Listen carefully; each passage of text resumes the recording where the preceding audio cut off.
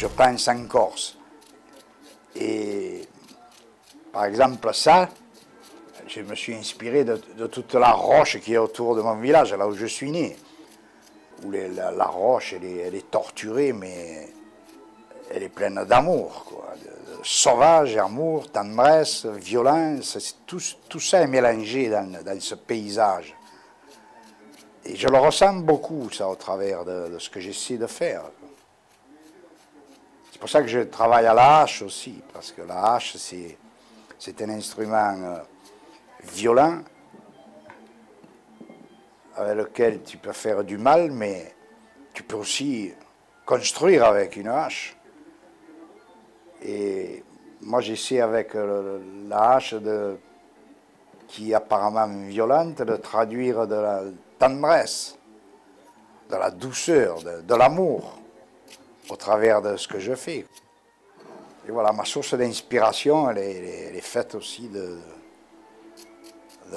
mon village, de l'endroit où je suis né, de la Corse, de toute son histoire. Et un jour, tu découvres que toi, tu ne fais plus rien. Et tu découvres que si tu écoutes la sculpture, c'est elle qui te dit ce que tu dois faire. Et voilà, et là ça va à l'infini, quoi. Mais c'est une découverte importante de découvrir que la sculpture, tu peux l'écouter. D'abord, tu l'aimes, bien sûr, mais après, tu l'écoutes aussi. Et c'est ce qui permet d'enchaîner. Alors, certaines sculptures, tu fais qu'un bloc, bon, mais il y a d'autres sculptures où tu peux enchaîner tout ce qui te vient à l'esprit, en toute liberté, sans te demander si on peut faire ci, on peut faire ça. Non, tu le fais. Tu sais, ce qui est vachement intéressant, c'est d'arriver toi-même à créer l'accident. Tu vois?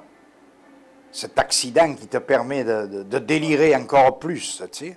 Provoquer cet accident-là. Et ça aussi, c'est à force de recherche que tu découvres que si tu arrives à créer toi l'accident, ça prend une autre forme, une autre dimension dans le travail que tu fais. C'est un thème sur la sérénité. Ah oui, tu as dit la sérénité. Ouais. Voilà, ouais. Et donc, j'ai essayé d'intégrer dans les formes,